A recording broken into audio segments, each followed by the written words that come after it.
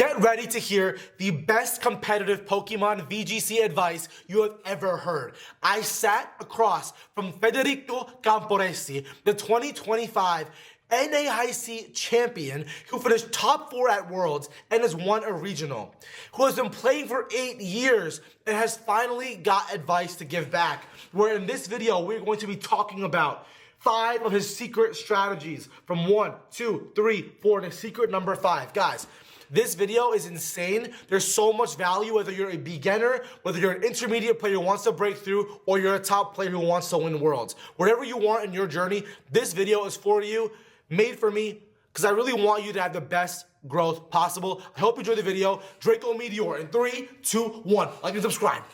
We are back, and I'm not alone today because I am joined by the best Italian or even the best player in the world right now with Mr. Federico Camporesci. How are you doing, brother? How are we doing, man? Doing fine. Thank you for having me here, and hello to everyone, guys. Thank you all for being here. And guys, I'm going to just jump right into the video because we have Fede Campo's top 5 VGC tips. No matter if you're a beginner, no matter if you're an average player who's almost there, no matter if you're a good player who wants to be great, or if you're Fede's rival like Luca or Marco and you want to win worlds. Whatever level of player you are at, this video is for you because, guys, Fede just won the North American International Championships after losing to the best player in the tournament, who is me, right? Yeah. That was my last loss. That was your last loss. But no, seriously, guys, like, I am joined by one of the best players in the world. Fede, say what's up, man. I'd love for you to introduce yourself. Just talk to me a bit more about what you've been up to. You know, just let the audience know who you are, man. Okay, so yeah, as Darth said, I just won NAC, and this has been pretty much my best achievement yet. Yeah. And my best achievement before that was top 4 at World 23. I also won another regional this season and got second in the World in Championship points. So I had a great time this season, so I'm just here to say some of the tips that helped me improving in my journey. I've been playing since 8 years, wow. And I had a lot of time also in seniors some years ago. But I will say I've been really good just in the past 2 years. So it has been a really long path to become good, and I'm just gonna explain some of the tips that helped me getting to my current level. Yeah, thank you for coming on, bro. And I think the main thing that people have to understand is it's so hard to become instantly good at anything, right? Like even myself, I'm not on your level yet, but for where I've got to, it's been 4 or 5 years, and I'm now finally playing in my first World Championships, right? Like there's no time that is a definitive, you will get this good this fast, but you have learned so much. So that's why this video is going to be so great, because now you can actually help players learn and get better faster. And I have only one small question to ask for you. You said NAIC was your best achievement yet. Would you rather have won NAIC or got top 4 at Worlds? Which one do you value more? So top 4 at Worlds, it's more magic to me because it was my first big achievement in Masters. And also that's just another thing, but getting top 4 at Worlds gives you more money than winning an international because of the other prizes outside of the just money prize. Yeah. So getting World Top 4 was more important for my career and my life outside of the game. Okay. But I will say after getting both of them, winning an international felt like bigger achievement. I will say it's not only that you won, like you get World Top 4, you're happy about the placement, the prize, and even the money and whatever, but you are literally celebrating that you lost. Like you didn't win, so it's different. And outside of that, getting first place always it's different. Like when I won a regional, I wasn't feeling, I was not even close to how I was feeling when I got top 4 awards. But winning international was different. I will say the main difference is the fact that you have to play the final on Sunday. And to handle an entire day of distance between your last match and the finals, needs to have a very great mentality. And it's just like the pressure of having to play the final on the day after, just it's different. It's another thing. It's not like playing the final at the regional right after. Like when I was playing finals at regionals, I was completely chill. Like I was really, really calm. Yeah. And I was not even playing that great. Like And that was probably because I was really calm, because I like to be under pressure, like, and that's why one of the things why I think that helped going 15-1 in day 2 Swiss rounds this season. Nasty. Because I like always used to go in bad scores in day 1 and then win everything in day 2. Yeah. But in general, like, the pressure before the final is different. Like in the regional was I can imagine. And guys, like, if you want to be a player like Fede, like, this is the video for you, because again, he's been playing for a long time, and in the past 2 years alone, he's won a regional. He's top 4 worlds, and now he's won NAIC, and now he's going to give back to all you guys. So, bro, again, I just want to dive right into the video with your very first piece of advice. So tell me, you said you want to dedicate non-playing time. Tell me what that means. Like, what does dedicating non-playing time mean? Like, tell me about that advice. Okay, so the main reason why I mentioned that is that one of the questions that I get asked the most often is like, how many hours do you play a day, or how much do I have to play to get as good as you, and how many hours does a VGC top player have to play? And the actual answer is, like, that's not only based on my personal experience, but also of being friends of some other really good players and just watching what they do as well.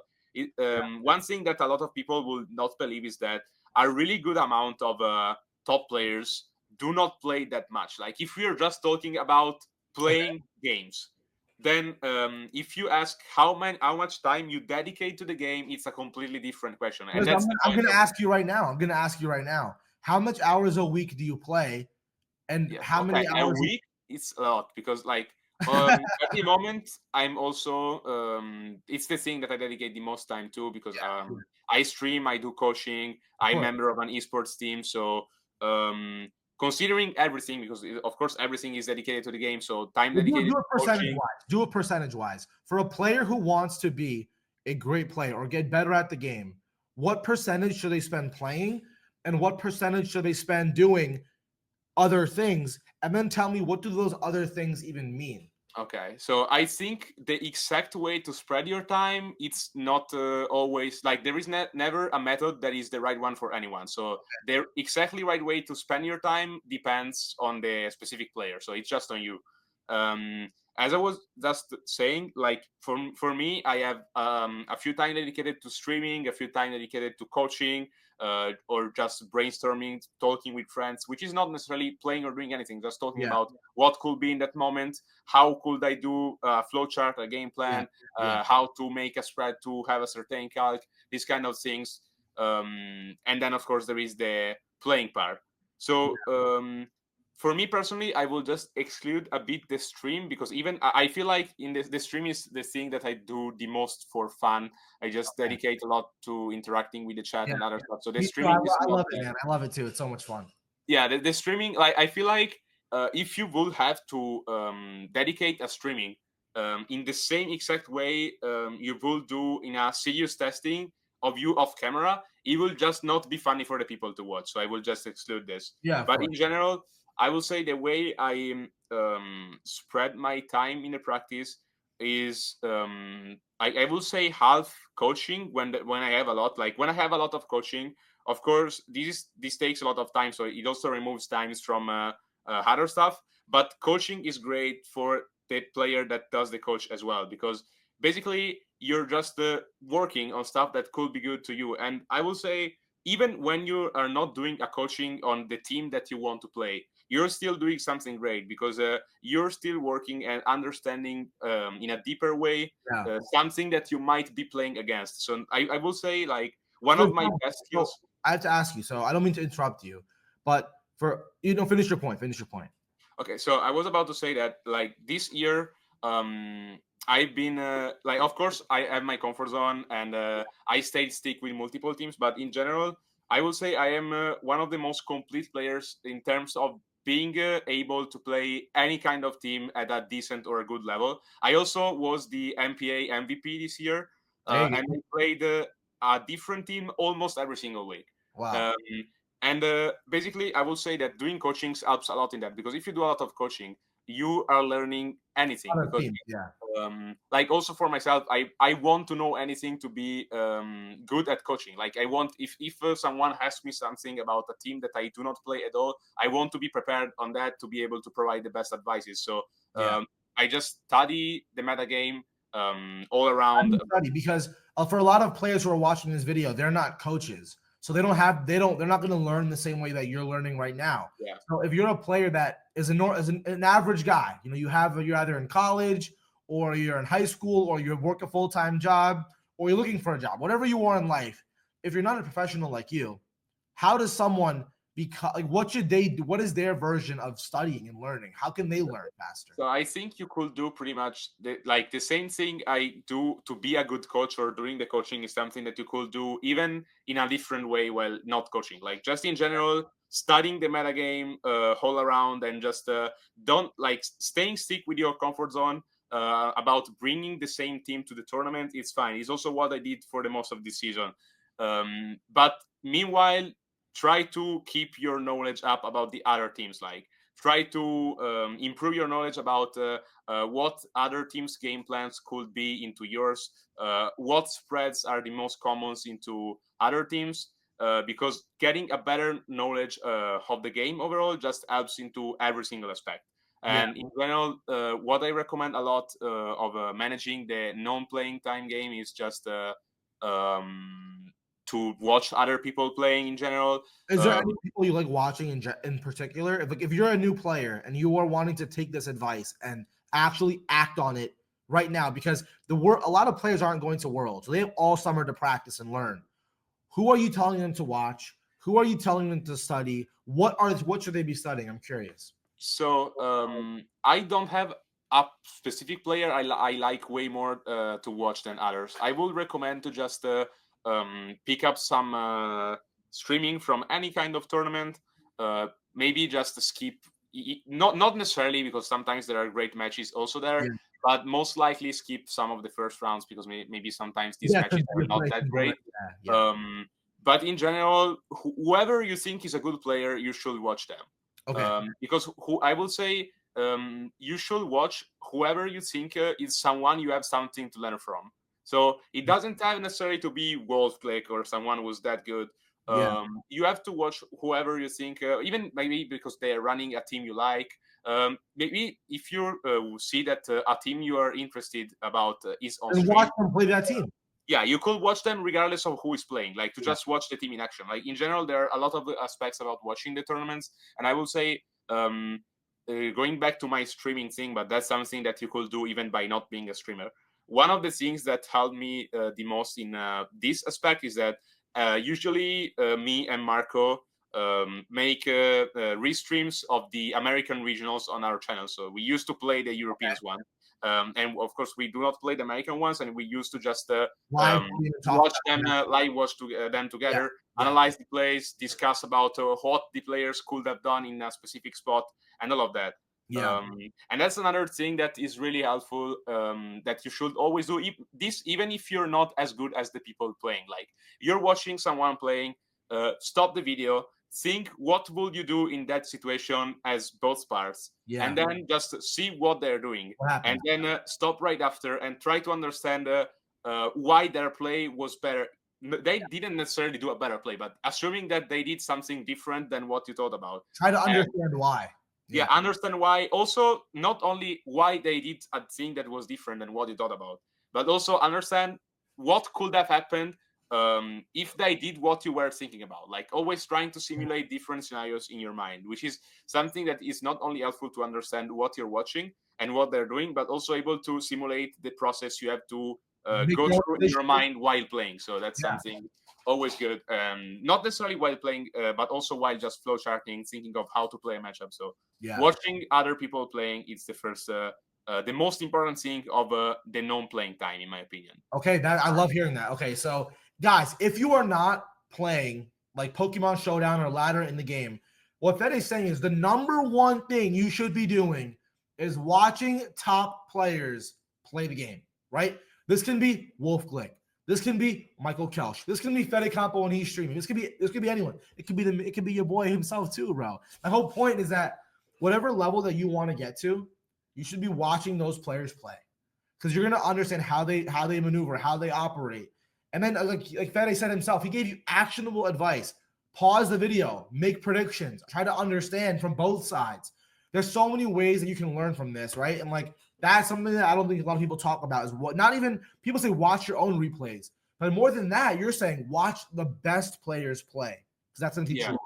Yeah, of course, watch your own replays is very important as well. Yeah. But another thing that that's just one of my hot takes, I will say, because the most people will tell you always watch your replays. But in my opinion, watching your replays is one of the most overrated things. Like it's good, but I would always rather trying to watch the instant replay instead of watching the whole replay a lot of time after. Because I will say like. You open a best of 3 set on Showdown, and you lose game 1, and then you press into instant replay, and the timer to start game 2 is already running, and this stimulates so well the process you have to go in your mind during a real tournament when you lose game 1, and you have to understand what to do better in game 2 and game 3. Like instead of saving the replays and watch it after, just try to watch it immediately. Just very, very fast, really quick, some few key turns. You will not be able to review any single turn when you're playing in a tournament. Like going into game 2, you will not have enough time to review any single turn of game 1. So you will simulate way better a process that is in the tournament. Like I will say that is better from for getting used of what you have to do in the tournament, and just do not panic when you have to make adaptations. Then, of course, watching your own replays is really important for deeper analysis. And also, saving them is just great to, even if you didn't do any mistake, just keep in your mind what you did in a matchup to win. Like, I think even for myself, even if I almost never review my entire replays, I tend to save every single replay game that I consider important. I don't care if I played bad or if I played good, or if I won or if I lost. Basically, if I consider the replay potentially worth it to rewatch, or just be able to provide some useful information, both to me or if someone asks me for it, I'm just saving it. So that's something you have to do. I will just say that you never have to underestimate how important the instant replay is, and in my opinion, even more important than the late replay review. I love that. Okay, that's amazing, guys. So basically, what you guys have to do is value watching, right? Like, and do it and like not necessarily take it too long. Do it fast. This is really valuable, right? And I appreciate you sharing this, because a lot of players, including myself, is that I don't watch every single replay all the time either. People say, "Oh, like replay analysis, all this." Like, yes, it's helpful, but I think it's more to understand things quicker and like decisions than it is to like break down every match, because then you get lost in the weeds of things, and then you're not doing what's making you better. In my opinion, I agree with you. I think that you should analyze your replays fast. Analyze, what I always say is, look for the things you did well, look for the things you did wrong, and write it down, and then move on. Because that way now you know, okay, did this wrong, or did this one thing that I don't like, get it out of my habit. So I love that you said that.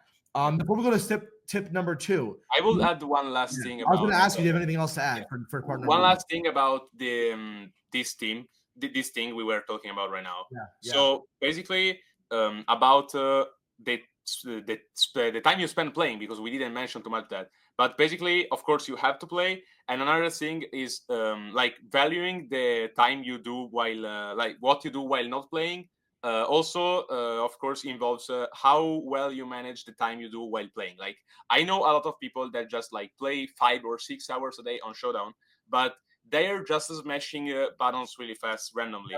So the most of their games are not gonna be useful for their path of improvement. So I feel like you should play less and always optimize anything you do while playing and optimizing that time. I feel like, of course, if you like, that's also on how good you can, how long you can stay focused at a good level. Because if you can stay focused at a really good level for 2 or 3 hours in a row and just do not go to the phase where you just smash buttons, it's completely fine to play 2 or 3 hours in a row. You just have to do that properly.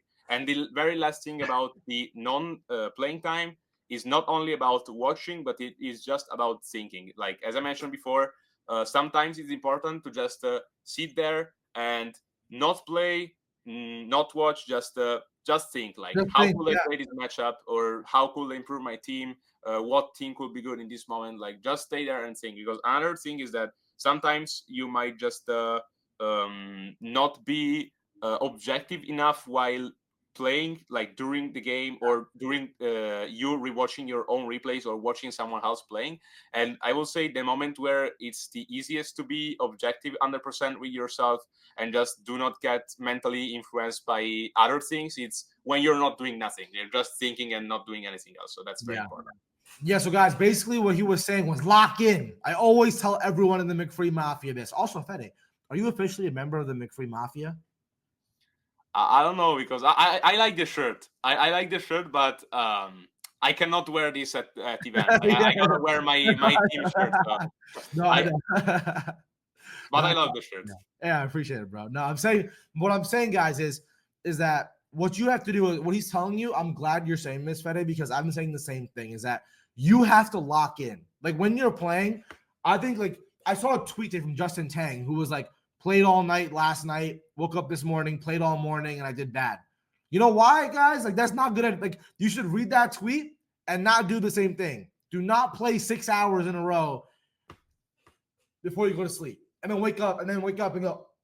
That's not going to make you a better player. What Fede is saying is play a certain amount of games to where your attention span is focused. Every decision is calculated. Every thought you had is on point. And then when you're not playing, you're tired of playing and you want to keep learning, watch people play. Watch your own replays and think about it that way. And even when you're not watching and you're not playing, just think about the game. That's all you're saying. So with that being said, let's go to number 2. I know you're passionate about this one right here. Do not change teams yet. So you're very passionate about not changing teams. Tell me what that means. What should players be doing with their teams that you think is really important when they want to get better, to get good results, get day 2s, get top cuts, and win tournaments? What would you say that piece is that don't change? What does that mean? Okay, so I think this has different meanings based on what's your level. But basically, if you're a beginner, you're most likely not going to be able to create optimal spreads and build an optimal team that it's going to be competitive in the metagame. And sometimes some new players are just not doing well enough, or just not understanding the game at all, because they're playing bad teams. And if you're playing bad teams, you're just going to get nerfed by default and just not going to be able to optimize anything. Yeah. So, for example, you see a great player dropping a team online. You see Michael the Best making a video about his team. Just pick that team and do not change anything, because even if under some point of view might probably be suboptimal, like for example, you see someone in the ladder gonna have the mirror with every mon that is speed crept, and you're gonna lose because of that. But anyway, when you start playing the team, just stay stick with what the top player said, because basically if the top player made a choice and if the team worked fine and got results, it means that this was 99% better than anything you could do at your level at the moment if you're a beginner. So you can change things, but after practicing what the original guy did, and after practicing that a lot, understanding the reason behind any single choice, and eventually what is worth it to change, or what could make sense to change, or what is not possible to sacrifice. Yeah. And I saw during the time a lot of people just like, in general, I feel like team building is overrated. And one of the things that I was saying to Darsh while he was asking, what do you think you're the best at? I was like, I think I'm one of the best at everything regarding this game that is not team building. So about making optimal spreads, optimal game plans, and all of these deeper aspects of team building, I think I'm one of the best. But if you talk about building a team from your own, starting from nothing, I don't think I'm good.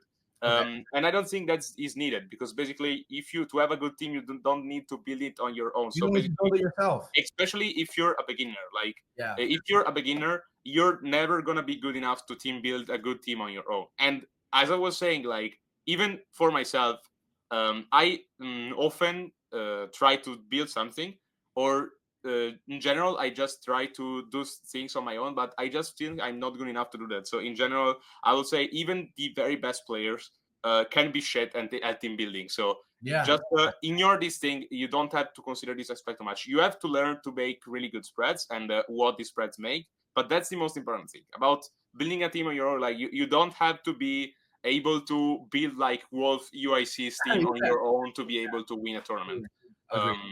So basically, when you steal something from another player, just abuse the opportunity of playing something on which a really good player has worked a lot of hours on, because not really often the best players publish their team. And I'm just gonna spend a very few talking about this as well. For example, I didn't publish my NAC team, and I was considering to even create a full video and a MetaFi masterclass under paywall of it. But in the end, I decided to not even do that, because I think before words it's just better to keep anything secret. So if you see some good player who are publishing all their team with good explanations or good spread, that's a rare and really good material. So just go for it.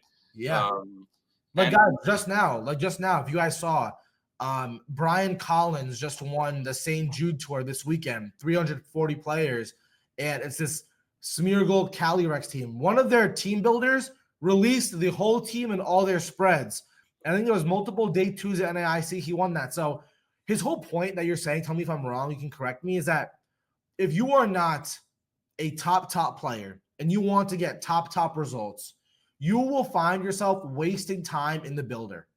Where you will get better is by taking someone's team that is published. For example, Michael Kelch, in all of his videos, he puts his team up. Wolf Glick, a lot of the times in his Patreon, I heard, will put his team up. On Twitter, you'll see players after tournaments. Gavin Michaels wins Portland, will share his team. Kerry Diortona on my channel and Zhejiang both release their teams. What you should be doing is taking these teams, playing with them, at least, tell me what you think, Fede, at least 50 to 100 matches, at least a couple of weeks of practice, before you want to go and change things. Because we're not saying don't change teams. We're not saying build your own ideas. We're not saying that. But if you want to get top results and you've noticed your teams are not performing well, there's a lot of percentage chance that you're handicapping yourself by not having good teams. When top players are giving you performing teams, it shows you the team itself is good enough to win. So for you now, learn these top teams. It'll help you learn the game faster and then play it for a long period of time so you can learn the team, then make changes. That's what I'm hearing from you right now. Yeah, exactly. And then another aspect of the do not change thing that might be a more advanced tip, I would say. It's just about when you have to stick with the same team. Like, just for example, what I did to win NAC. I was playing this team since the beginning of the format. I played every single official event I played in the format with that team. Like, I actually never played, for example, a Victorio tournament with that team until the one after NAC. But in general, I played this team since the first week where Reg I was available in official tournaments. I played this in a local during the same weekend as Milwaukee. I played it in a local the week after. I won the GC with it in the week after. I played it in Bologna and I played it in NAC. I just stick with the same exact team. And this helped a lot. And actually, this is something that I learned really recently, because in the past, I used to be really scared of staying stick with a team and just bringing it in multiple tournaments in a row, because I was always like, if I did great with this team, in the next tournament, it's not going to be that great. But then I also did one of the things I was mentioning before, of analyzing who I think was better or as good as me. And I was saying that the thing that was the thing in common historically, even going a lot of times ago, of any single player that has been doing consistent success in multiple events during the season, was staying stick with a team. Like, look at Marco in Reg H with Sun, finalist at Gdansk, champion in LAC, finalist in Toronto. Look at me with this team, GC champion, NAC champion, Bologna top 16. Look at Eric Rios in 2022 with Rinia San, that was completely insane. Even for myself, in my other periods this season, I've been sometimes changing some teams because maybe I wasn't sure last minute about what to pick up. But for example, in Reg H, I won the regional with Rain. And I already played Rain at the regional before, where I went 5-3, which was not really good, but I understood that I wanted to stay stick with Rain. And then in the tournament, after Gdansk, I top cut LAC, staying stick with the same six as Gdansk. Also in Reg G, I've been staying stick with Harubega, Miraidon. I got top 4 at the first regional with another team, but then after that, I just used Harubega, Miraidon for 2 months in a row and ended up getting a top 8 with it. So I feel like if you look at the most good players, they are always staying stick with the same teams, or at least with the same strategies. Like even if maybe some regulation change, so he changed pieces of his team. Also, just look at Wolfie Camporesci. Like Wolfie just like, even the most absurd thing is Wolf UIC winning team is just East Orlando winning team from 2 years ago with Coridon over Palafin and Incineroar over Arcanine, and anything else was the same. So that's the perfect example of staying stick with the same strategies that you're the best at is immortal. You just have to find what you're the best at. And I always say this: comfort is literally everything. Like especially for players who are not, like I say this, right? If you were to cook 100 cakes, 100 different kinds of cake, or different kinds of also pasta because you're Italian, 100 different types of pasta, right? But if you worked on one type of pasta every single day for months, what's going to be the best thing out of all that? The one pasta you spent that much time on. The same thing applies in Pokemon. Look at Joe Ugarte, right? In Regulation G. Played the same Miraidon Screens team with Ditto the whole time. And he got, I think, multiple top 8s, multiple top 4s, whatever it was. The point of what you're saying, I think, is the best players you see sticking with the same thing. I'll use Gavin Michaels. Gavin Michaels, since this game has come out, has always played Rain, always played Pelipper or Kyogre. Same thing. Me right now, I have never played at Worlds, Fede. Never. I have never made top cut ever. This season, I've played Grimmsnarl Miraidon the entire year. Iron Hands the entire year. The same team, the whole format, basically, right? Only thing I changed is Urshifu for Annihilate. And look what's happening. I was able to day 2 NAIC. I was able to beat you, beat Wolf, beat Joe, beat all these top players, and I'm not a top player. The whole reason I bring this up is not to flex, but it's to say that this advice of using the same pieces over and over, it starts to feel like intuition. You learn these matchups with like the back of your hand, right? Like there are certain calcs that I just know will happen because I've played the same team over and over, right? I'm sure when your Lunala or your Whimsicott is sitting on the field and some random Pokemon shows up or some random matchup, you know exactly what they will do because you have played it a million times and you know the exact damage it will do or the possibilities because you have played it a million times, right? Yeah, there is only one really important aspect about that. So this is not gonna work necessarily every single time. Like there is some point where the comfort peak becomes outdated. And that's why I mentioned before that you should always be studying the metagame all around and try to extend your knowledge of the game also outside of what team you tend to play, despite still staying stick with it. Because the thing is, there are some points where a strategy or a team becomes outdated, and some players were just one trick of this team start doing bad at the most tournaments they play because they're just not good at anything else. So I think you should always cover yourself from that. Like you should aim to be a complete player, to always be able to master something new if your main team becomes outdated. But this has to be the plan B. So my issue but in general, I would say one of my biggest going into this season from last year's was understanding that being good at playing almost any single kind of team was not the best skill, but was the plan B. Like I should have kept that as a good plan B to always shift into a different team even last minute if my main team is not working or if it's just going to be in a bad spot in the metagame. But this doesn't have to be the main strat. Like when I was changing team going into any other tournament, like never going 2 tournaments in a row with the same team, I was always doing mid maybe even when I was doing good, I was not optimizing my chances of doing good. So I would absolutely recommend to stay stick with the main team. But not when you feel it's outdated. Like when you feel it's outdated, it's time to leave it. Yeah. So the most important thing is also to understand when it's time to Move on. Yeah, exactly. Yeah, definitely, guys. So again, real quick before we go to step number 3, use one. If you're not a great player, or even if you are a great player, you want to get better, take a top player's team, use it over and over and over again. My advice is pick a top player's team that is similar to the play style that you like. For example, if you really like Lunala and Ursaluna, like try to build Fede's team or find something like that. If you like to play Kyogre and Calyrex Ice, take Gavin Michaels' team and play with that. Play for it for a lot of like 50 matches, 100 matches, then make changes, then go from there. This will save you time. You'll learn faster. You'll see what's good, and then you can make intentional changes. That's the main thing. That are actually educated and smart and based off of experience, not just vibes. So yeah, completely agree with you there, Fede. Number 3, you are big on mindset.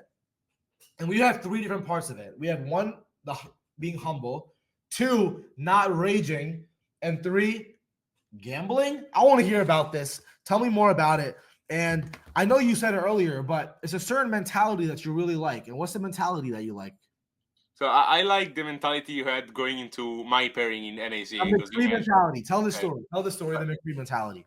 That's something I will say we're gonna cover it later because it's in the gambling point that also mentioned of not being afraid and just don't feel the fear of the good player. But starting from the first point, being humble, that is really important in a game like VGC where there are a lot of things that are not necessarily on you. Like you might lose a game on RNG, you might lose a game on the worst possible percent combinations ever. You might face the matchup that one single guy was running in the entire tournament had the perfect matchup into your team. But the thing is, you cannot influence that. So always work on what was your fault in any single loss. If you played a matchup on which you had 1% chance to win, and you just called every single turn right, you missed one turn right, and you lost instantly because the matchup was too bad. Focus on that one turn that you didn't call right. Do not focus on the opponent that didn't play as good as you but had a better matchup, or you being unlucky by getting paired into this matchup. And being humble also means always try to learn something and just be from the other players, and also just be humble enough to criticize yourself. Never think you're the best player. Like even right after winning NAC, I just published some video reviews of my stream matches on my Twitch sub channel, and I basically reviewed every single play of my stream matches and also any single mistake or play that you could have done better. Like even right after winning an international, I don't feel I'm the best player. I want to always improve, and I just want to focus. If I make one mistake in 5 games, I want to stop doing that mistake. Yeah. And in general, being humble also means you lose a game to the worst possible combination of percents ever. But did you really do anything perfect before reaching the situation where you get axed? Because that's something really important. Like there is a very few amount of games where you didn't play, where you played completely perfectly before you get axed, and there was nothing you could have done at all to prevent what happened. That like rarely will ever happen. And one random example that comes in my mind of a thing that didn't happen, but I reviewed during my review of these games. There was a game, a turn in my game 2 against Andrew Ding, where I made the only mistake of the entire game. I didn't go for Tailwind with my Whimsicott. I went for a random Moonblast into his Miraidon in the late game that didn't make any sense. In the turn after, I anchored the Miraidon on -2 Dracometer, and I had Urshifu and Whimsicott against Miraidon and Insane. So basically, and his Miraidon was not choice spec. So also, it was not pressing Meteor on this turn because if to these two, you're always pressing Drift because it was AV and cool as Witch move. So it was pressing Drift this turn. But since I didn't press Tailwind the turn before, if he gets the 50% chance to land the Dracometer on Urshifu and gets a critical 8, I lose the game. And this would have been an extremely unlucky percent because he needed 50% to get the right slot, 90% to connect, 4% to get a crit. But it was all on me because if I pressed Tailwind the turn before, this thing didn't exist at all. And that's the thing of being humble. Like even if you lose on a percent like that, Did that happen or no? Did that happen or no? It didn't happen. Like, Okay. if this happened, I will not have cut NAC. I was just mentioning that if this would have happened, it was on me. It was not on the percent. It was completely on me that I had a play to prevent that, and I didn't go for it. Yeah. And that's why you should always be humble. Like, even on the worst possible percents, many times you could have some faults. Yeah. And that's the first point. Yeah. And next thing you have is no raging, bro. Yeah, absolutely. No raging. So for all the crash outs who are watching this video, what is no rage? Why are you telling players not to rage? And I wrote down what you told me. You said especially during matches. Yeah. Tell me what that means. I mentioned during because I think that not necessarily raging, but just being mad about a loss is completely fine. It just has to be in a very low amount of like the frame rate of time on which you're mad doesn't have to last enough to condition your tournament round. Like, you lose a game, you lose a set to RNG. Like, random example, my first NAC loss was for like game 1 lost to a crit, game 2 lost to a Dracometer miss. And like in game 1, I couldn't have done nothing to prevent the crit. In game 2, I could have done something better to not reach that situation. Yeah. But that didn't matter. I was so mad by losing that way. But when the round after started, I was already completely calm. It was gone. Yeah, it was gone. Like, you just have to play any single game and any single round at once, not thinking about what's the score on which you're playing, not thinking about what happened before or what could happen if you lose. And that's why I mentioned no rage during, because let's assume that you're winning game 1 and you lose because of a crit. That's gone. Like, game 2, you don't have to be mad during the set, because this is gonna influence how well you play the game after. Exactly. And many times one hex game, if you rage, might mean to just lose the entire set, because then you lose one game by the RNG, the game after you just play bad and you lose. So do not rage during the game is really important because of that. But it's also important to be able to go through the first thing we mentioned about the mental. So if you rage, you're not going to be humble. So you're going to lose your mental stability of being able to be humble. So anything that we talked about before and anything that we're going to talk about after, about the mentality, goes through that. If you rage, any aspect about the mentality is not possible to be optimized. So you just have to be calm. And I just talk as a person who has had multiple problems with raging during the time. And that's why I say that, because tell me about it. What is your experience like? So, like, random example, that's not necessarily on like in the past, like 2023, in the only tournament where I didn't go day 2, I went 2-3, because after my first loss by RNG, I just raged and I played bad any single harder round I played on that tournament. Like, but even the round itself where I got hexed after losing the first game to RNG, I just played like shit. And even another round I faced a completely good matchup to me, lost game 1 to an insane amount of bad luck, won game 2. Actually, I won game 1 and then lost game 2 to bad luck and just played like shit game 3. Like, it was like the game 2 scam also robbed me of game 3. But it was completely my fault. But that's the thing I was mentioning before.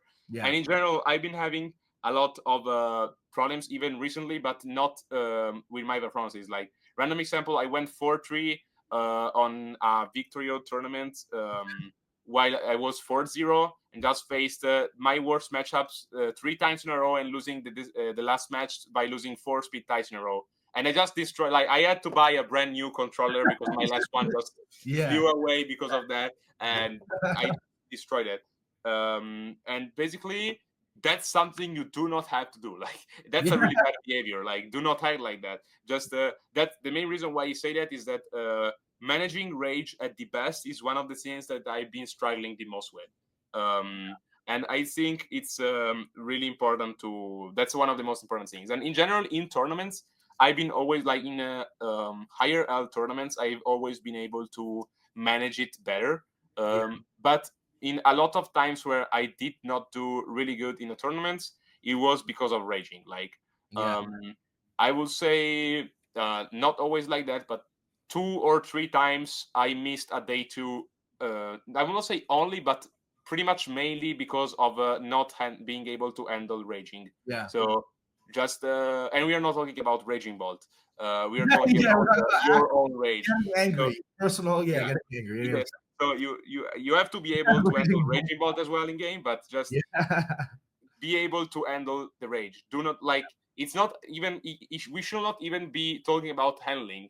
This doesn't have to come out at all. Like just chill out, stay calm, do not rage. Yeah, guys. My advice to you. I always say this to everyone. Like, no matter what BS can happen to you, you still always will have a chance. Like you will always have a chance. So like the way I play too is like, there's always some BS that's gonna happen to me, right?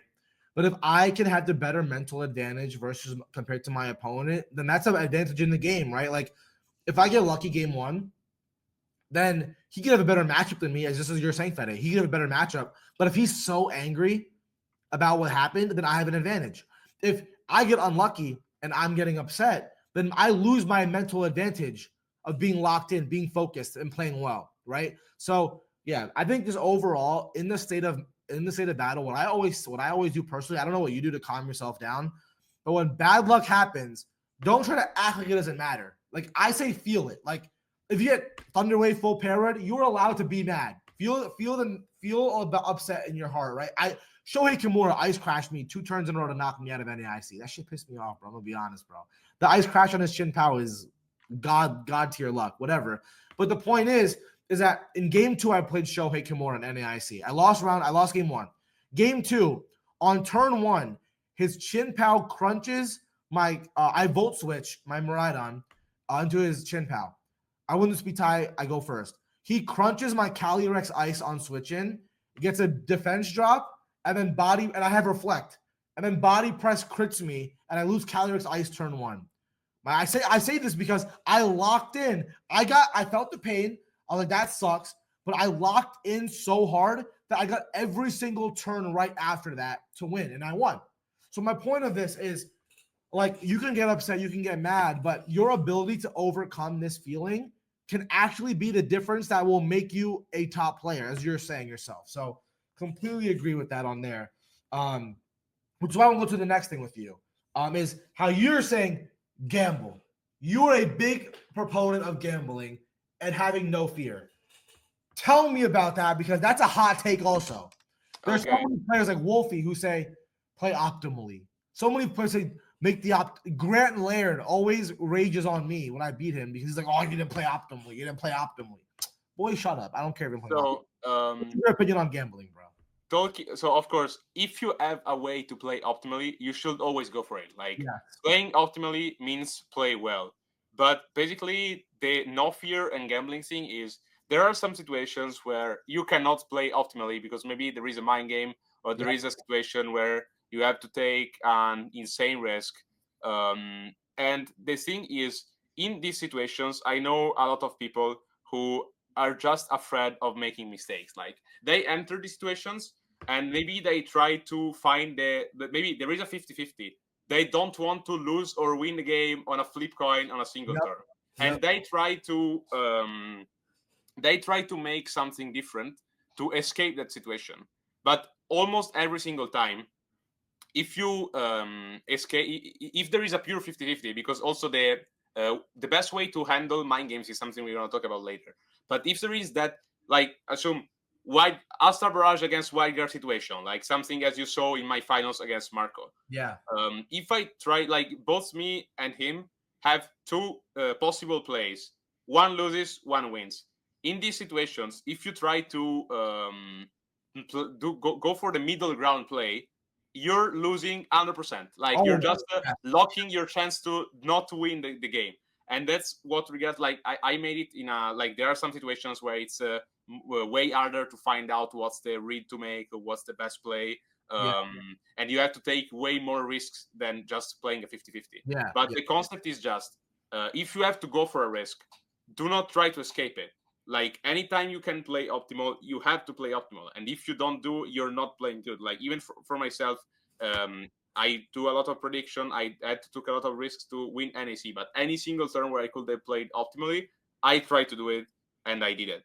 So I'm not saying that you have to predict any single thing. I'm not saying that you have to force mind games anytime. Yeah. But when you have to, you just have to go for that without being afraid of doing that. You just do not have to have any regret of what you're about to do. Like, do not press the play about thinking of what you could lose if it goes wrong.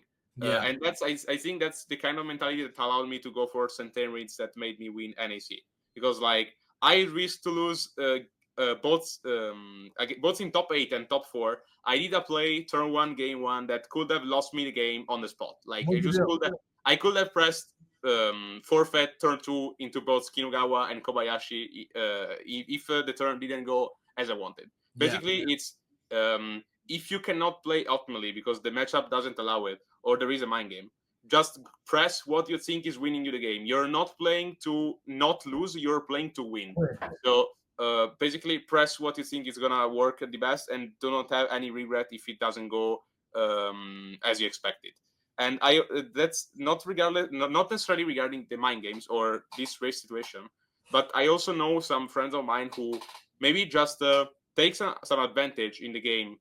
And that's about the no fear thing. It doesn't have to do anything with gambling. That's about playing optimally. Like maybe you get advantage with a risky play, and then this allows you to keep the advantage by stop gambling. Like just keep playing safe and keep the advantage that you got. But I know some friends of mine who maybe just get like they panic. Like maybe they get a turn right. They know they get the advantage, and they start panicking about how they could lose the advantage or what could happen if they don't lock in well enough or if they don't play well enough. So just chill out, and that's about the no fear thing. And also, as Darsh mentioned, while getting paired into me and beating me at NAC, I have not told the story yet, so I have not told the story about our match yet. So I'd love to hear you talk about it from your perspective. That also regards when you get paired into a good player. Like that was my mentality when I was not on the top level, so I had to reach that. But when I was getting paired into someone who is really good, I was just thinking, okay, I'm gonna win this, and I'm gonna lock in to beat someone who it's technically better than me, but I'm gonna prove that I don't have anything less than this guy. Like that's what you have to think while going into the match. Maybe it's not even true, but you have to think it. Like you just have to you have to believe on it. Like I'm just gonna pick up like one of the runs that I'm the most proud of my very first tournament in Masters. Because another thing that I didn't mention is that I was senior until 2022, and World 2022 was my first Masters events. And then I played the 2023 season was my first season in Masters. So the Utrecht Special was my fourth event in Masters, and my third event in my season. Yeah. And my day one run, and maybe if I'm gonna send you a screen later, you can make this appear. We can do it right now. We can do it right now. Do you want to? Yeah, we can do it right now. You want to share the screen? It was Utrecht 2023. Oh, you mean I can share the screen? I can pull it up too. Let me pull it up. I'm gonna share it. Let me know if you can. Yeah, we can do it. Yep. Can you see that? Yes. Boom. Okay. So my finish in this tournament was decent. Like I made 17th and lost top 16 by 1%. Oh my god, your schedule is kind of crazy though. Yeah, that's exactly the point. Like I got Frederick Nielsen, Casti, and Edu back to back, the last year World's finalist and world champion. Then I got Alex Gomez. Even Tomas is good, isn't he? Yeah. I got Tomas. I got even like these guys. He's a not really well-known player from Italy, but he's really good. Like I wasn't mentioning him just because not a big name. It's not a big name, but like this guy like plays one time a year, like not even sometimes, and he always gets this kind of finishes. Like he got a better finish than me after losing to me in this tournament. Yeah. And then also like he got second place at the GC last year. So this guy is really good. He's just not really well known. And then basically Ari, Alex Gomez twice, Dave, Raxen. That's also another good guy from Italy who is not too popular, but that's another good player. And then also Apple Pie, who was the champion of the last time Utrecht event. That was 2017. But that schedule was insane. But even if the hand was not really good, I started 8-0. And like any pairing was I got into Casti, I'm gonna beat this guy. I got into Edu, I'm gonna beat this guy. And I was not the player that I am today. Like, I didn't have, like, my best finish in Masters was top 16 at the regional. And either in the regional before this one is the tournament I was mentioning before, where I went 2-3 because of raging. Yeah. So there was not any single reason to consider myself as good as these guys. Yeah.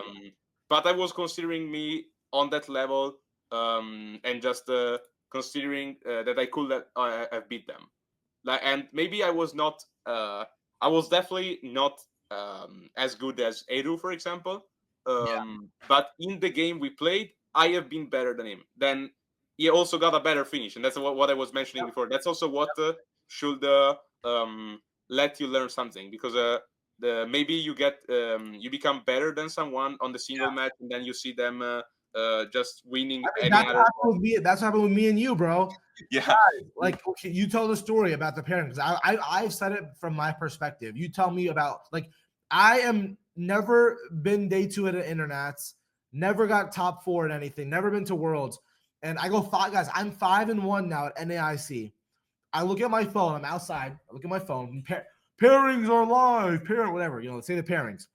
I look at my phone and I see Federico Camporesci. Oh my God! But guess what, guys? Within half of a second, you know what I did? All right, like, I'm good. Like that, and that's exactly what he did with Edu and Casti. Same exact mentality. I looked at his name.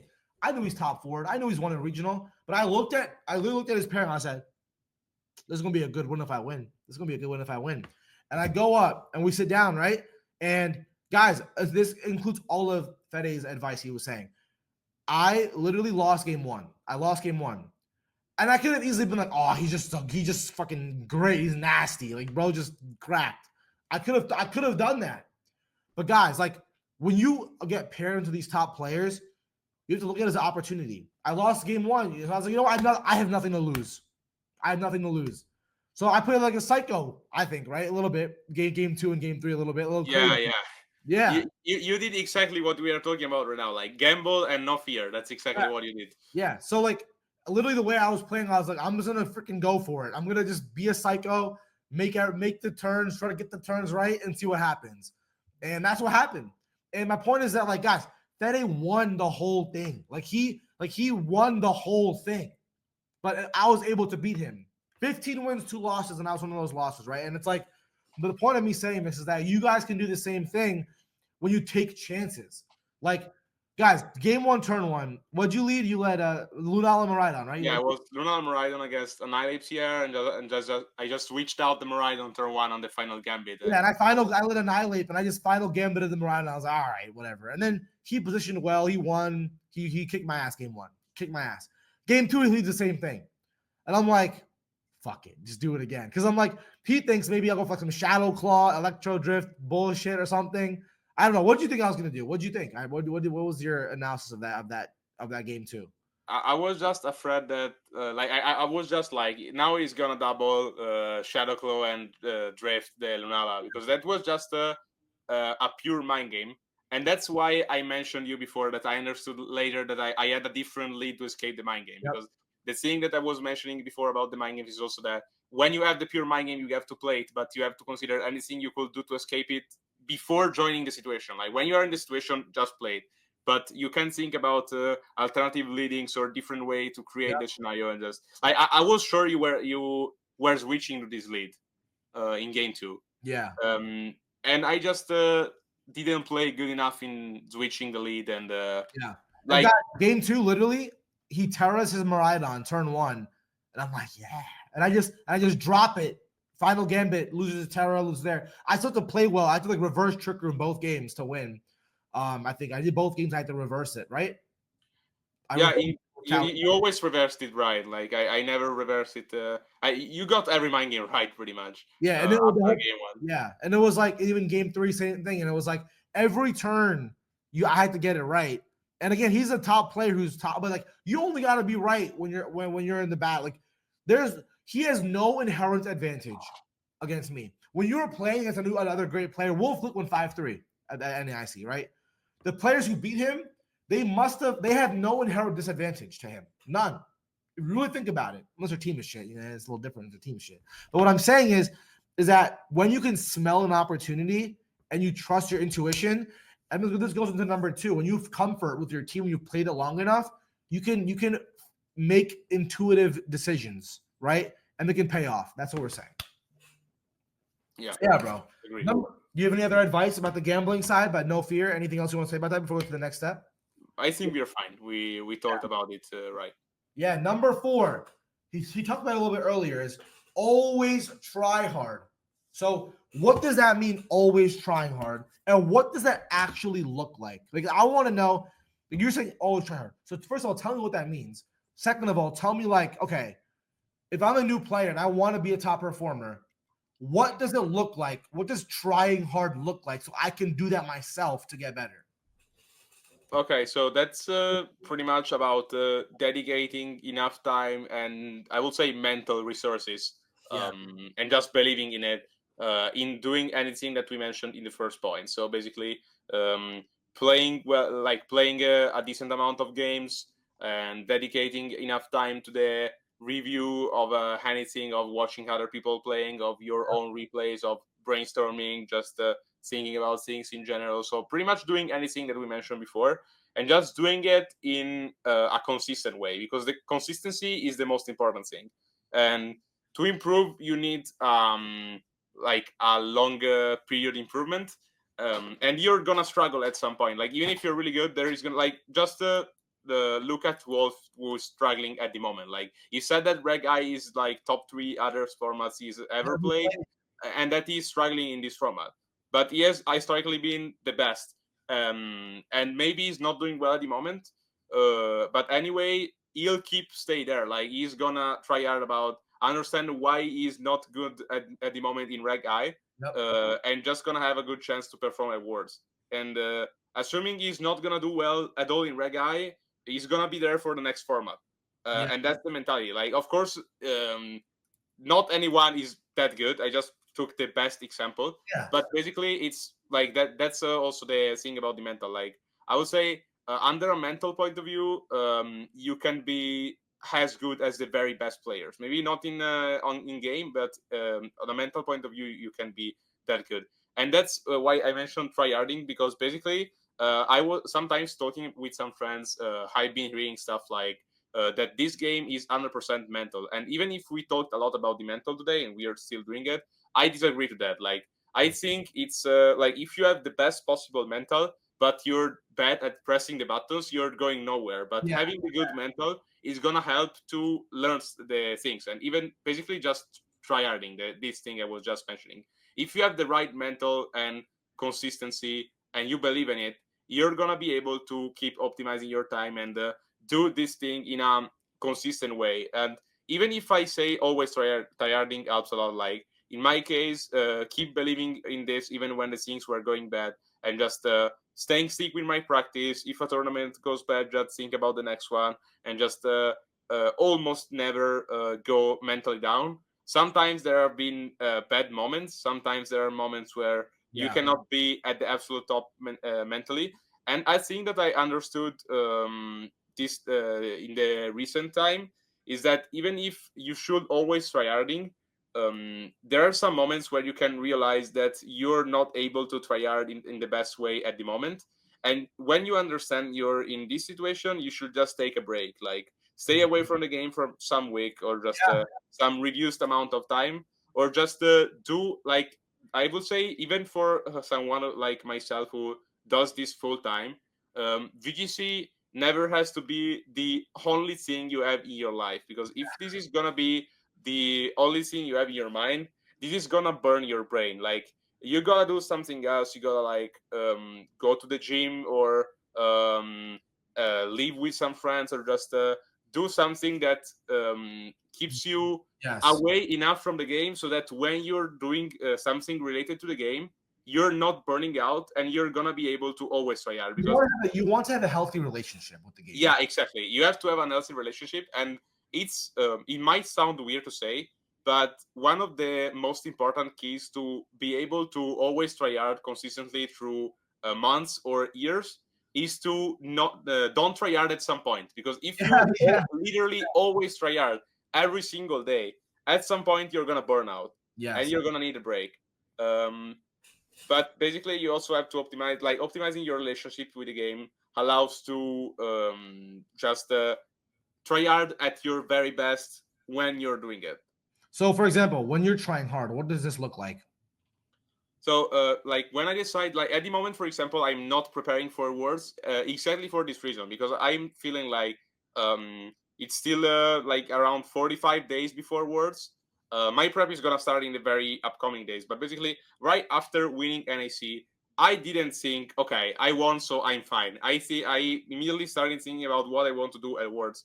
But my approach was like, if right after a big win like this, I go home and I start try adding multiple hours of practice, ladder, and all this stuff I was mentioning every single day without any single day of rest, this is just gonna be bad for my mental and potentially bringing me to burnout.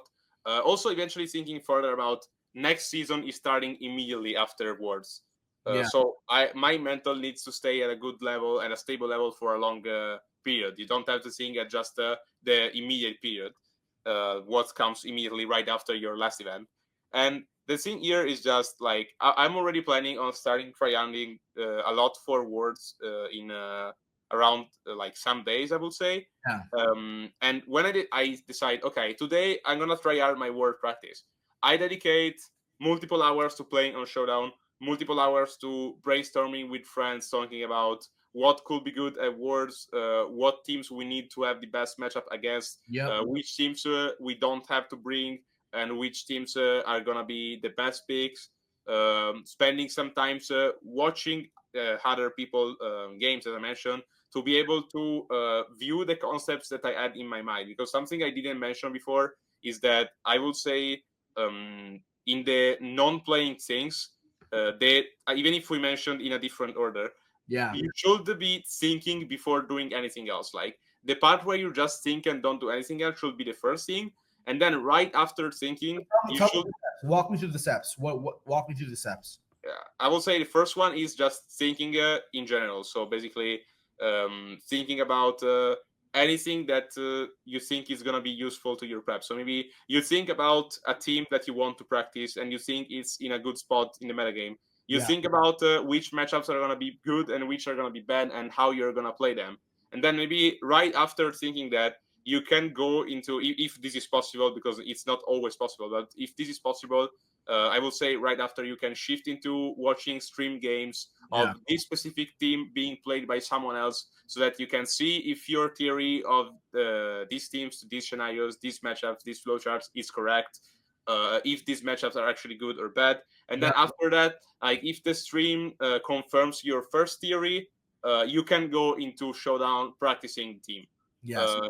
So basically, just going these steps, trying to of course sometimes you're gonna have to skip something because it's not like not every time you're gonna be able to have anything that goes on your side to give you all the information you need to practice.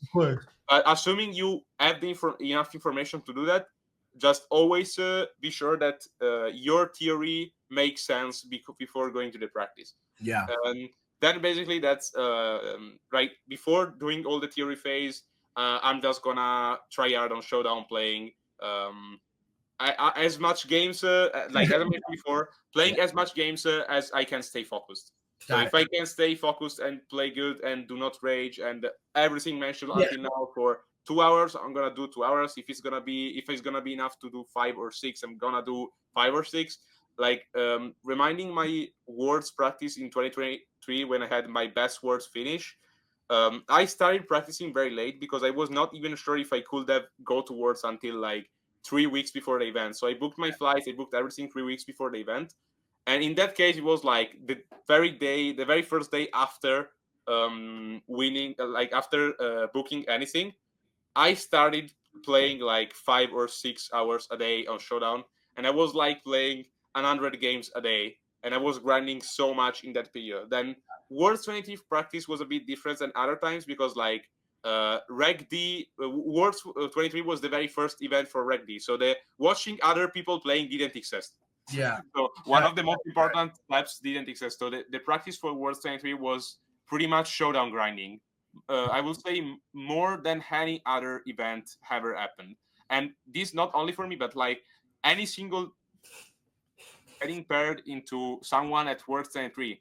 I read the list and I was like, okay, this guy is this name on Showdown and has these spreads. And this never happened to any other event because I will say the Showdown ladder has never been full of any single player going to this tournament like it was in World 23. Because as I mentioned, there are a lot of good things you can do while, like even playing on Showdown. You could potentially just play with your friends and not necessarily play in the ladder. Yeah. But for World Sanity, you had to play in the ladder because if you just played with your friends, you were not knowing what was happening outside. You didn't have any other way. That was the only way to see what you could possibly be playing against. Yeah, exactly. And basically, that's how the grind looks like, I will say. And another thing about like that connects to what we were saying before. What I was doing in World Sanity usually was like in the morning at like 11 or midday. My practice was starting, and the afternoon was pretty much only VGC practice. And in the evening, I was living with some friends every single day. Like the evening was just removing Pokemon from my mind, and just chill out. And that was what helped practicing that much. Because I will say, and that's also for my personal experience, something that already happened. If you think about Pokemon morning, afternoon, and evening, at some point you're just gonna get mad. So you have to do something to be able to try hard at your best without only thinking at this game. Definitely, and that's why I had one last question for you on this piece of advice. Is let's say you're a new player or you're an average player. You finish 5-3 at every regional you go to, maybe 4-4. Maybe you made one day 2 before, but you want to go to your first World Championships next year, right? What would you tell them to do over the course of the season? Because I know your advice is here for one tournament. What is it? How does this look across the season? So I think you can try to make a path from anything we have been talking today. Like maybe even if any of these things is usually made for preparing for a single tournament, you should probably you should try to set yourself mentally of just thinking that the work you're doing it's not gonna be gone after the single event. So just gonna make sure that the work, and that's also why I think being having a good knowledge all around any single team and anything outside of your comfort zone is important, because it's the main thing that helps you improving your knowledge of the game, and it's what could help you improve through a long season, because also in long season you're going to play multiple different formats. And at some point your best team it's not going to be available most likely. So if your best team is not going to be available, you have to be immediately ready with a plan B. And that's why you have to do all the things previously mentioned so that you can improve your entire knowledge of the game to improve during the season. And then about the we didn't mention that about the mental thing, but now that you mentioned about the season aiming to qualify towards, another thing is just about your goals of the season. Like going into this season, I was very disappointed because like last year I had like 7 tournaments or 8 tournaments, something like that. 2 day 2s, no top cuts. And if you think about it compared to this season or worse for the season before, that's really bad. My mental going into this season was, this season I'm just gonna get back. But at the same time, it was not I'm gonna get back because I'm gonna reach this result. Like I was never thinking of winning a regional or winning a get better, back to your best. Yeah, exactly. It was just about getting better and come back performing at my best.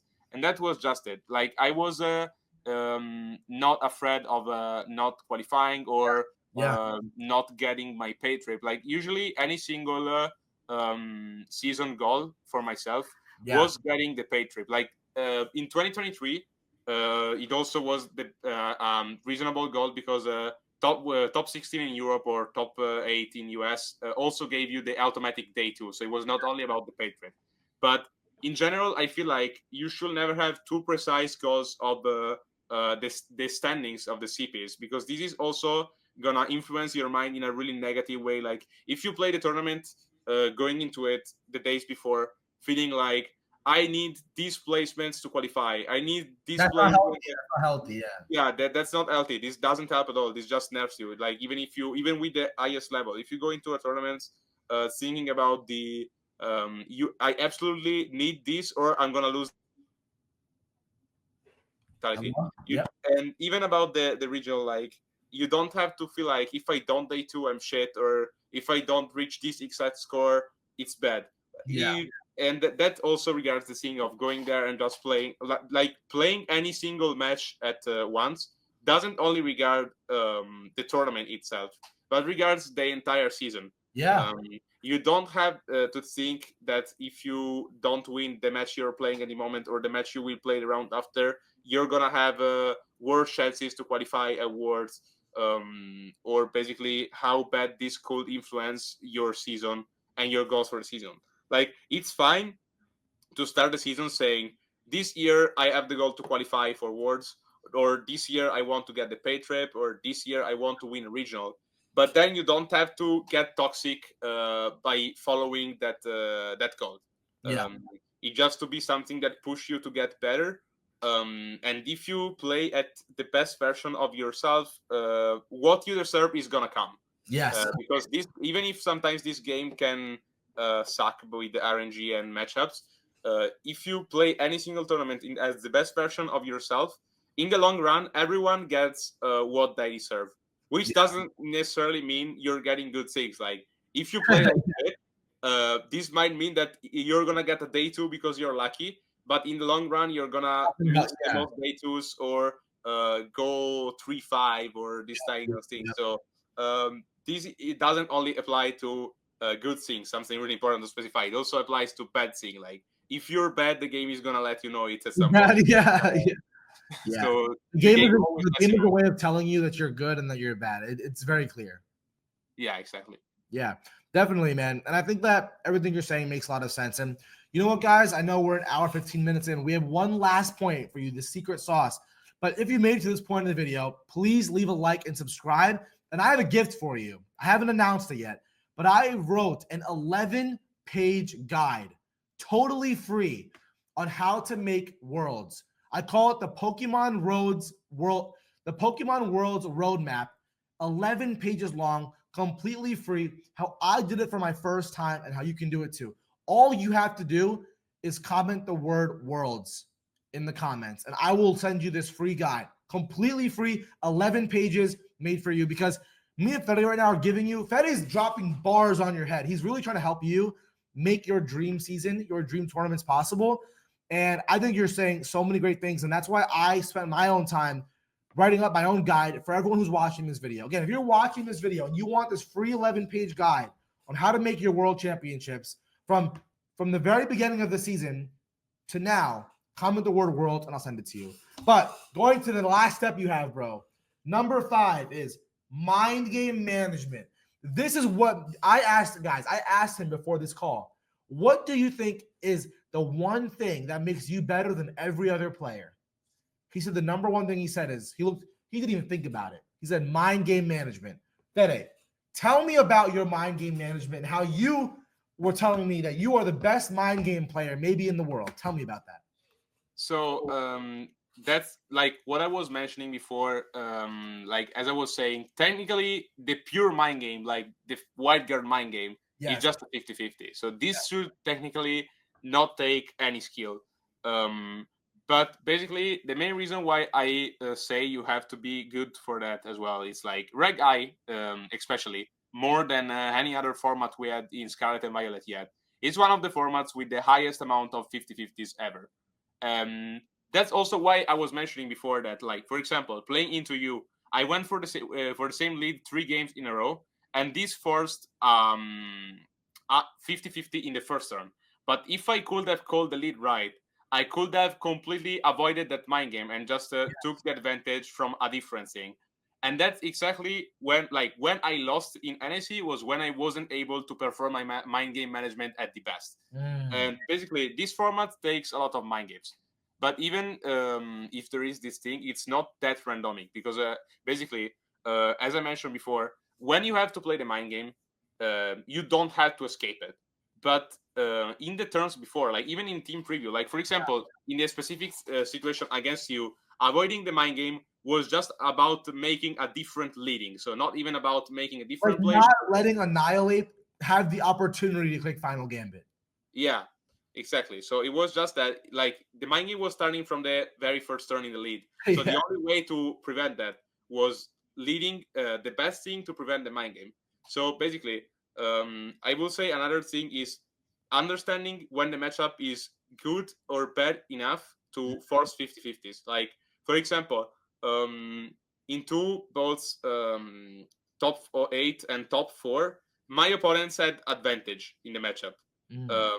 Like my top 8 matchup was against Kinugawa, and he was playing a team that needs to play with mind games. Like you play against Mirgol Kali Shadow with Lunala, so it's gonna be a lot of mind games. You cannot escape from that. So you have to understand what's the best way to force the opponent to play these mind games in the immediately. And that's also why I mentioned that it was a mistake into you, because like I kind of did the same thing into you and into Kinugawa.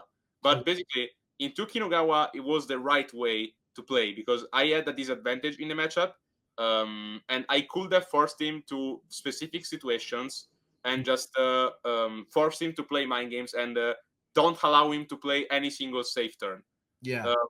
Into you, it was not right because I will not say I had a disadvantage of matchup into your team. I will say it was fair, like 50, but or just even matchup. So I could have gone for a safer line instead of just putting it off gambling, and could have put it on getting the lead right or just playing optimally and get a better positioning and just do not take any risks. So that's what I mean for mind game management. So basically, be able to analyze the matchup good enough so that you can understand how, when, and how often you have to risk. And are there certain things that you look for when doing this? Like when you're playing in a match, are there certain patterns that you're looking for?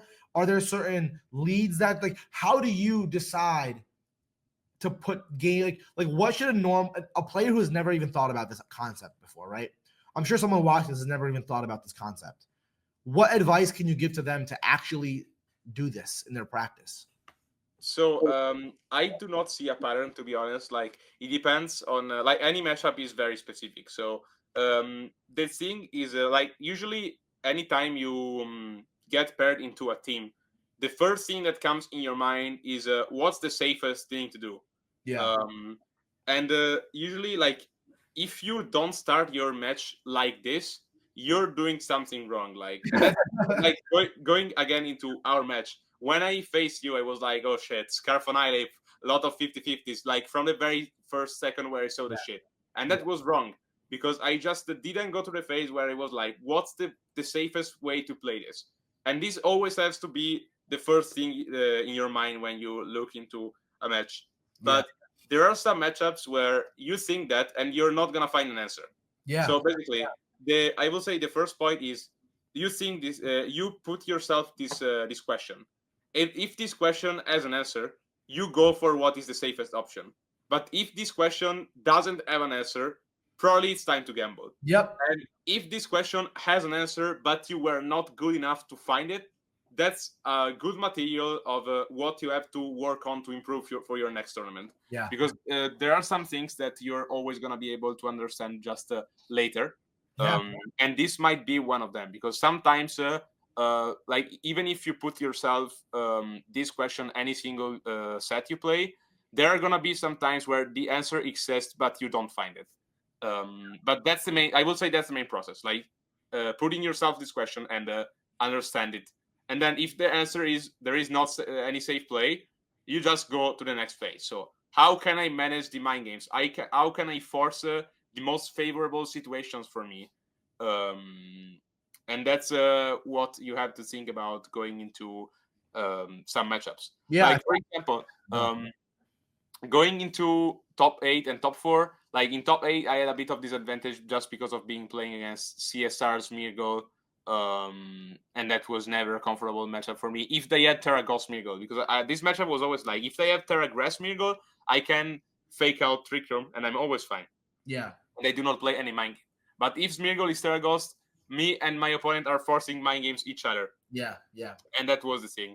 While in top 4, it was a hold due to having a slower Miraidon. And the opponent also had a Soul Vest Incineroar exactly as me, Choice Specs Miraidon with the same set, and Landorus, which is really good in Miraidon mirrors. Yeah. So my opponent both has a good piece from Miraidon mirrors and a faster Miraidon, so I just had a bit of disadvantage by default. Yeah. And then, for example, going into the finals, the matchup was completely even. So I didn't do a game plan that was aiming to play mind games since the very first turn. Then for how it went for, we started playing them. That's there, but you don't want to enter the game already doing that. Yeah, exactly. Like me thinking about the finals, like in game 1, I went Miraidon Lala, Whimsicott, Urshifu, and I already had any single play in my mind. Like going into the finals, I was like, if he's gonna lead CSR Zamazenta, I'm gonna play the mind games since the very first turn, but he's gonna be the one forcing me the mind games, because against any other single lead, I already know which exact play I'm gonna make. So basically, the approach for matchups that are negative should be trying to force the mind games to not make that negative. The approach is to match up. Let's pause. Yeah. Guys, listen to what he said. If you are playing against a negative matchup, your goal should be to force the mind game. And if it's not a negative matchup, then play it safely or play it optimally. That's a really good point, because a lot of players, I'm sorry to interrupt you, will say, bad matchup, there's no way to win. At least you can force the mind game. I like that point. Keep going. I like that point a lot. Yeah, so basically what I was saying is that going into the finals, the approach was different than top 8 and top 4, because I knew the matchup was the matchup was good.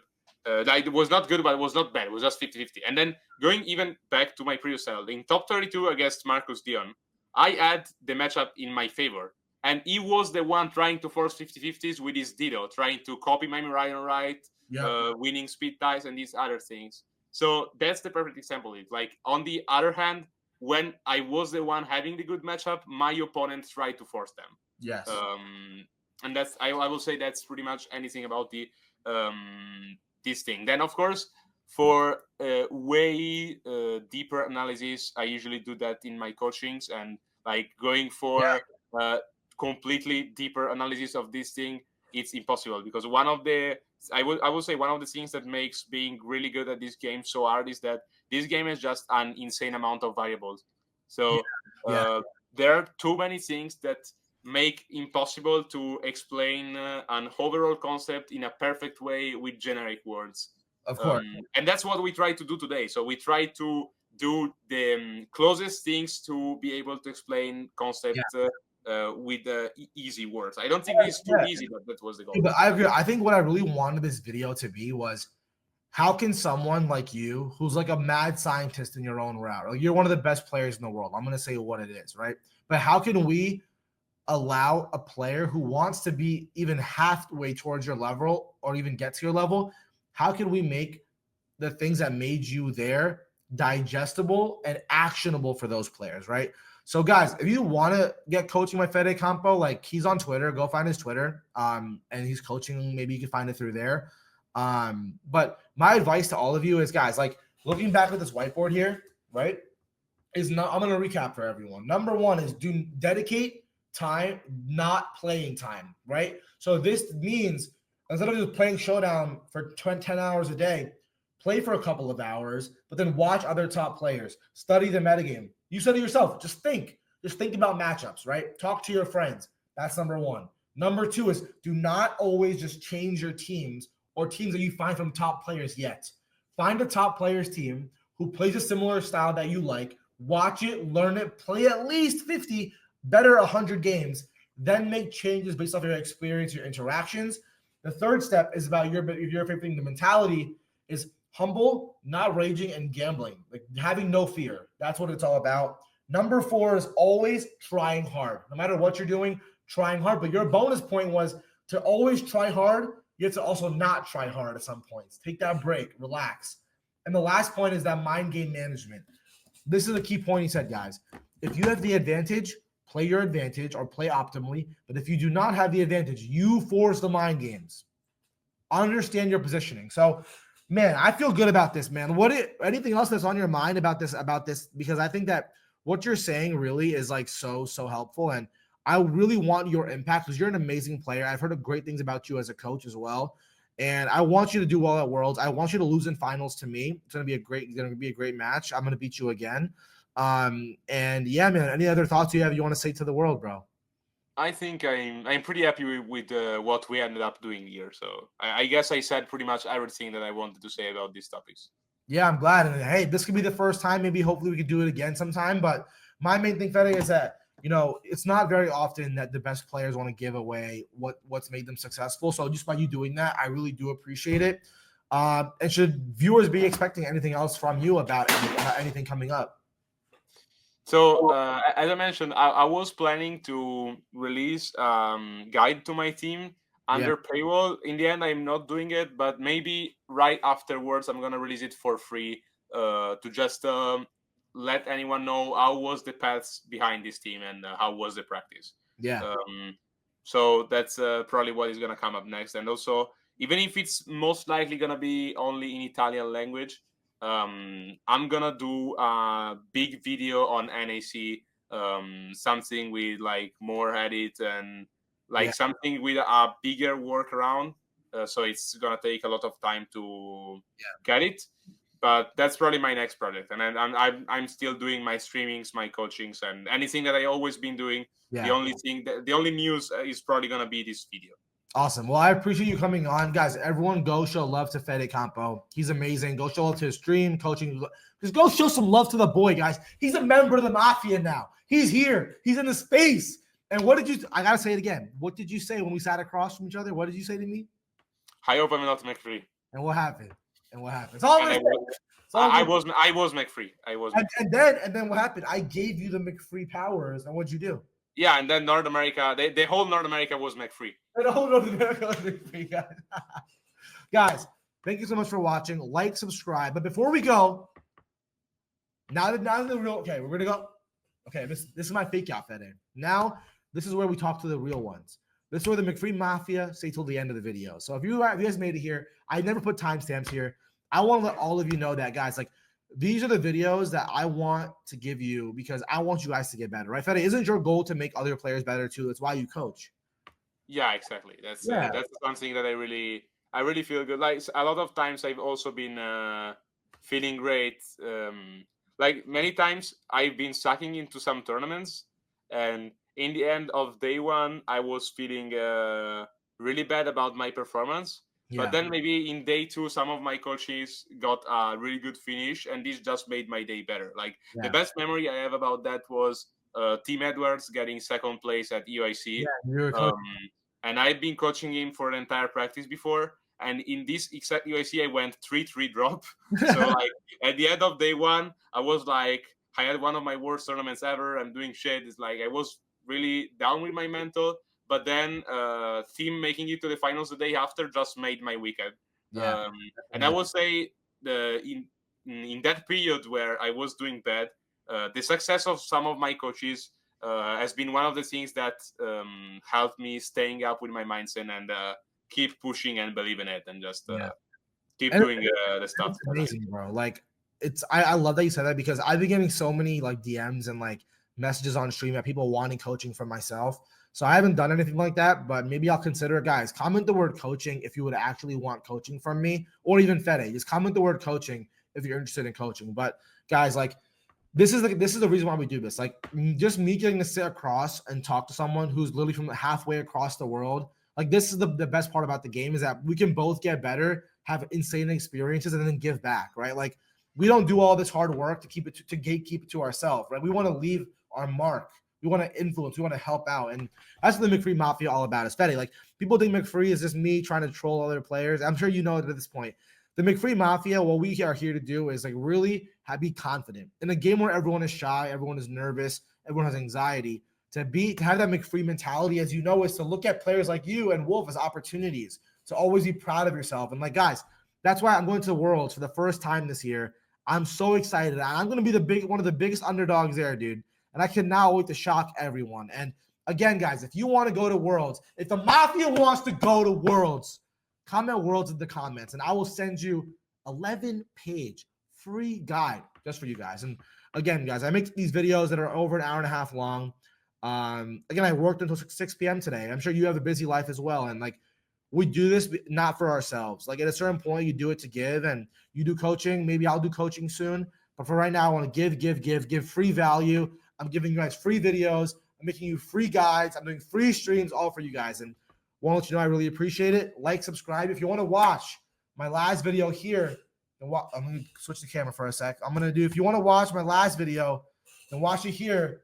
Go watch my other video, watch it here. But guys, say peace to Fede. Wish him some love in the comments. Thank you for being here. And Fede, bro, my new Italian brother. I appreciate you, man. Thank you so much, bro. Thank you for having me. Awesome. And bye to everyone. Of course, bro.